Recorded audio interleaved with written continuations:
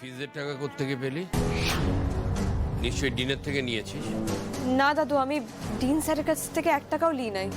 আমি ওই একটা ডেলিভারির কাজ নিয়েছি, ওখান থেকেই লোন নিয়ে ইউনিভার্সিটি ফিস জমা করবার ব্যবস্থা করেছি।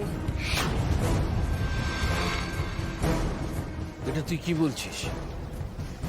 তুই ডেলিভারির কাজ করিস?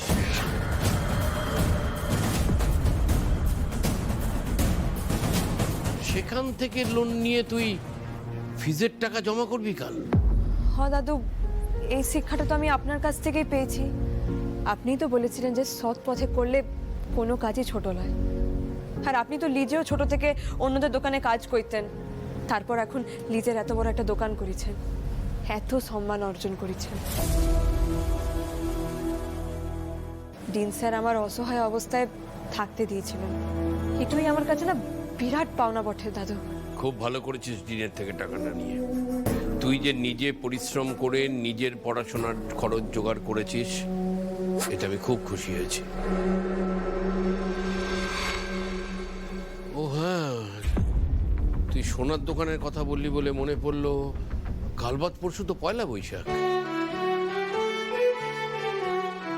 আমাদের দোকানে খুব বড় করে পুজো হয় জানিস, হালখাতা হয়, অনেক খাওয়া দাওয়া হয়।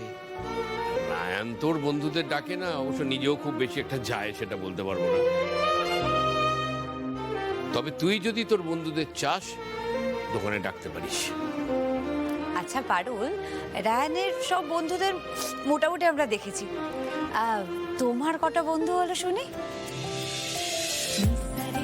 হয়েছে তো, অনেকগুলাই হয়েছে, কিন্তু তার মধ্যে 5 জন আমার কাছের বন্ধু বটে। ওই শ্রী, সুমেধা, স্রোতস্বিনী, ওমকার আর তুর্য।